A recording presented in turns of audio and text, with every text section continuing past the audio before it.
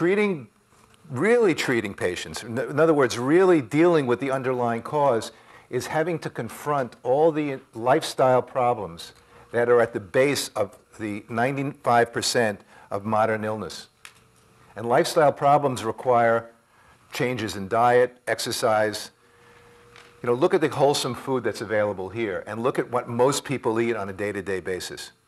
We're not going to get better if we don't address those things. And those are the issues that really need to be addressed in cancer too. When I've given these talks at Alex's expos, I talk about the 6 pillars of health. Those 6 pillars of health have to be integrated into every treatment program. I mean, they could be modified. People have different names for it. Some people may have 7 or 8, some people have 5.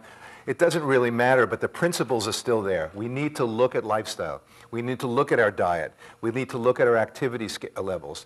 We need to look at our stress levels. We need to look at toxins. Dr. Calabre just gave a great talk on the toxins in our environment. We are bombarded with toxicity.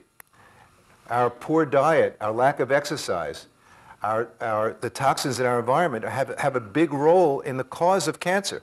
And unless those things are looked at, we're just going to get more and more and stronger chemotherapy drugs that are not going to cure anything. They're not going to stop. They're not going to win this war on cancer. The ones who are actually winning the war on cancer are the drug companies. They're making a fortune on cancer. They're winning the war. The patients are not getting anywhere. So I started looking a little bit more in depth into cancer and what makes it tick. And I started to recognize that there is one very common metabolic difference between cancer cells and all other cells in the body. Now, all cells in the body need sugar in order to function. This is a given. This is universal. This is including cancer cells and normal cells. And by the way, these aren't original thoughts to me. These are just a compilation of what I've learned by reading true geniuses who spent a lot of time looking into this. And unfortunately, their discoveries haven't really been integrated effectively into conventional modern treatment. All cells need sugar, but normal human cells burn sugar in an oxygen environment. They're aerobic. These cells can actually utilize oxygen effectively, and they produce a lot of energy with each molecule of sugar. This has been measured. This is well known. This is called aerobic metabolism. Cancer cells are, for the most part, unable to produce energy in the presence of oxygen. Their metabolism is much more primitive. It's anaerobic metabolism. We see this in certain yeast cells. We see it in other cells of in the world. But in the human body, cancer cells are anaerobic. Now, anaerobic metabolism, in a way, it's much more primitive than aerobic metabolism. And this anaerobic metabolism makes it much more difficult for the cell to derive energy because it's much more inefficient. That means that cancer cells need a lot more sugar in order to produce the same amount of energy as normal cells. Okay? So cancer cells, in order to survive, they need sugar, but in greater quantities, much greater quantities than a normal cell needs sugar. Normal cell, if you deprive them of most of the sugar, they still will survive with low levels. Cancer cells will die with low levels of sugar. They cannot reproduce at the rate that they need to. Not only do they have a primitive metabolism, but because of the way that they act, they keep on dividing much more often and for longer periods of time than normal cells. They're uncontrolled cell division. That means they require even more energy and more sugar to do that. Now, how does cancer cells get sugar? Well, if they can't get the sugar, they're going to die. So it's a very interesting thing. Cancer cells have, it's like survival of the fittest. It's just like evolution in miniature. Some of the cells are different than others, and they're more suited to survive. In fact, those cells can get more sugar than the other cells. Those cells who can get more sugar, have developed a way to get more sugar, will survive. The other ones will die off, and pretty soon you have a cancer where all the cells, or most of the cells, have a mechanism for taking up more sugar than normal cells. And this seems to be true in just about every cancer that's been studied. And we know that mechanism. It has been studied and it has been delineated. Cancer cells have many more insulin receptors on the cell surface than normal cells. Now, an insulin receptor we can think of as a lock.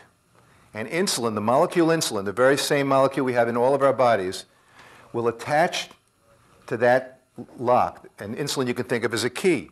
And insulin, when that key goes in the lock, it turns the lock, opens the lock, and the door to the cell opens. Now, from what I've told you, cancer cells have many, many more doors. They have many more locks, more doors. So when insulin is present in the environment, the cancer cell is going to have wide open doors compared to a normal cell. That means that cancer cells become much more permeable in an environment where insulin is present. Okay, that's an interesting observation. What does it tell us? Well, just in case you think this is like wacky ideas or new ideas, has anybody heard of PET scans? Yeah, everybody knows what a PET scan is now. A PET scan works on exactly that same principle. A PET scan is, we inject radioactively labeled sugar into a person's body. That sugar causes an insulin response, which anytime you take in sugar causes an insulin response. The insulin is pouring out into the person's body, and guess where it goes?